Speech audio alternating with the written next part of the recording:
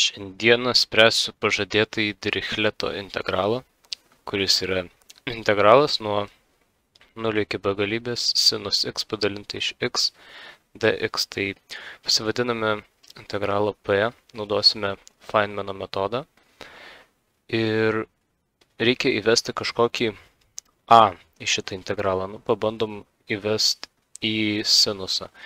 Jeigu įvesime tą a į sinusą,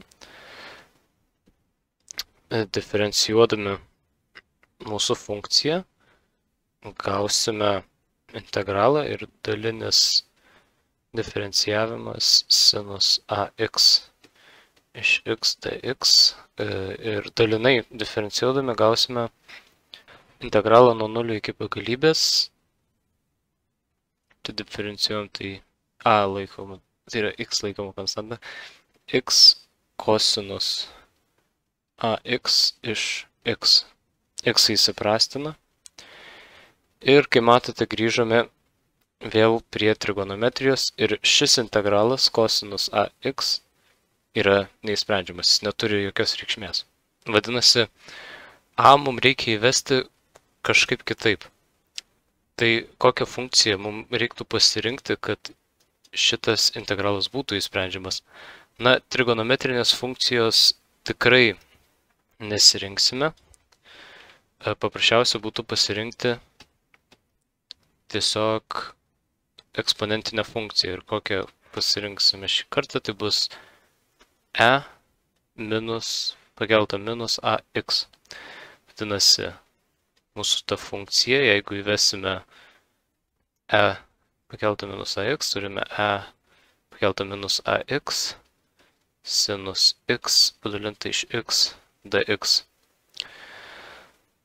Na ir galiausia, kad mums rasti atsakymą į šitą integralą, mums tiesiog reikės rasti p nuo 0.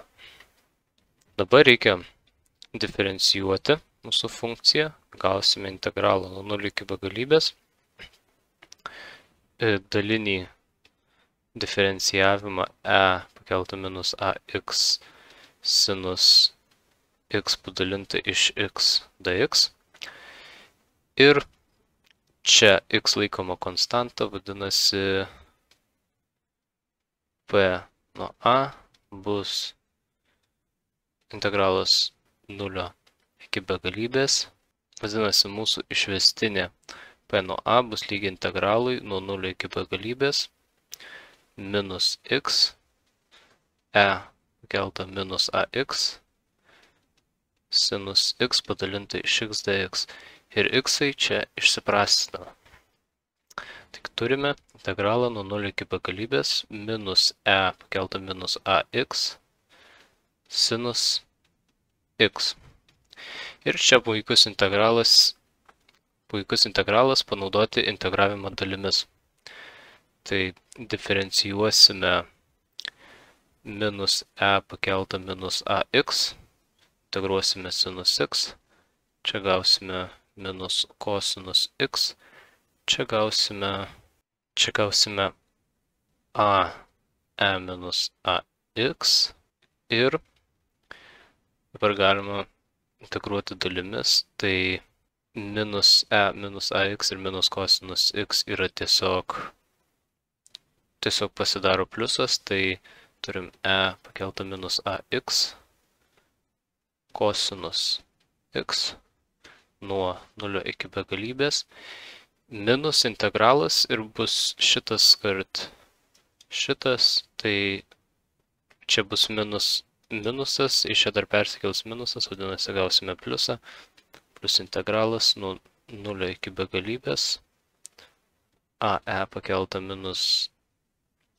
ax kosinus x dx.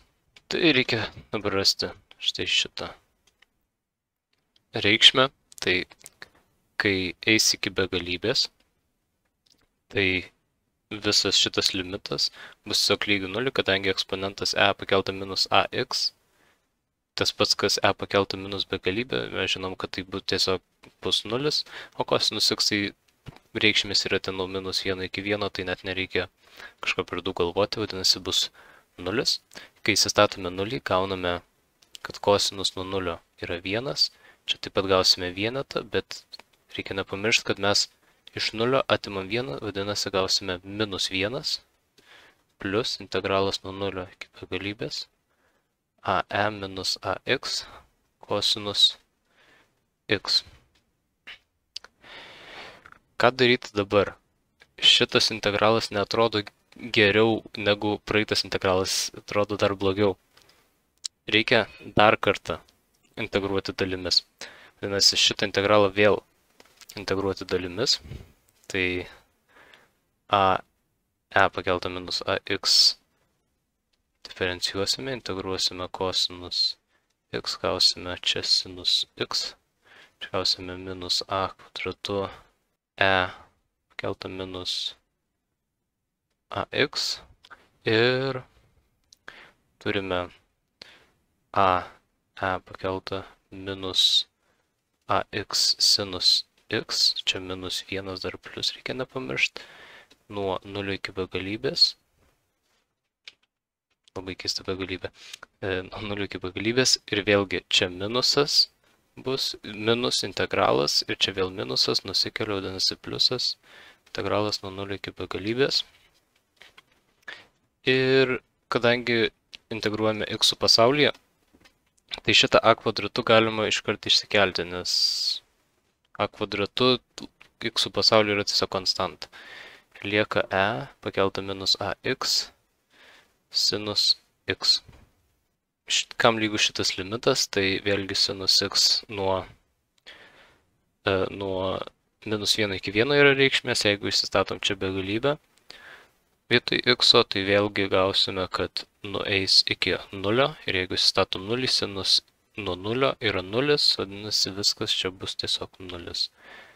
Gauname minus 1 plus a kvadratu, integralas nuo 0 iki begalybės, e pakelta minus ax sinus x dx. Ir šitą integralą mes jau matėme. Mes jį matėme štai čia. Tai yra mūsų p išvestinė nuo a, tik čia dar yra minusas. Vadinasi, šitas integralas bus tiesiog minus p išvestinė nuo a. Taigi, turime susilyginę. Mes žinom, kad visas šitas taip pat yra lygu p išvestinė nuo a, vadinasi, p išvestinė nuo a yra lygu minus 1. Jeigu čia yra minus p išvestinė nuo a, tai minus a kvadratu p išvestinė nuo a. Čia persikelia visą šitą a kvadratu p išvestinę nuo a į kitą pusę ir iškelia p išvestinę a prie skliaustus. Gausime 1 plus a kvadratu lygu minus 1. Tai p išvestinė nuo a yra lygu minus 1 padalinta iš 1 plus a kvadratu. Integruodami abi pusės gausime, kad p nuo a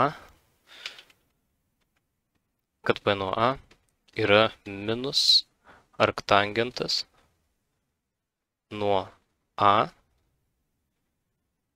plus c.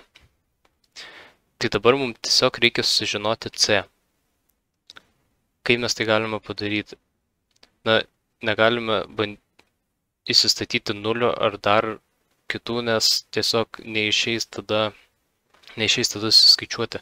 Bet ką galima padaryti, tai paimti limitus. Nes galima paimti limitus, pasikeisiu spalvą šiek tiek. Galima paimti limitus, kai a eina iki begalybės, p nuo a. Ir kita pusė, tai limitas, kai eina iki begalybės, minus ark tangentas a plus c. Dabar, kas yra mūsų PA? Mūsų PA, P nuo A yra integralas nuo 0 iki begalybės. E pakelta minus AX sinus x iš x dx. Kai A artėja iki begalybės, šita eksponentinė funkcija labai greit artėja prie 0, o sinus x padalinta iš x niekada nebus daugiau negu vienetas. Nes visas mūsų šitas integralas, kai A eina iki begalybės, tiesiog bus lygus 0. O limitas, kai a eina iki begalybės arktangento a, bus pi iš 2. Vadinasi, turim, kad 0 yra lygu minus pi iš 2 plus c. Taigi c yra lygu pi iš 2. Ir štai čia galime grįžti į mūsų p nuo a, tai integralas e nuo minus ax sinus x padalinta iš x yra lygu minus arktangentas nuo a, o c mes ką tik suradome, kas yra pi iš 2. Čia yra p nuo a. Ir ką mes sakėme pradžioje, kad mums reikia rasti p nuo 0. Vadinasi, įsistačius vietoj a čia 0, arktangentas 0 yra tiesiog 0, vadinasi, galutinis atsakymas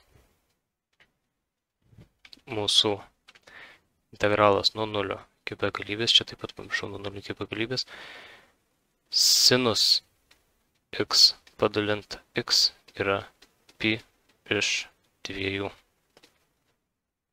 Nuostabu.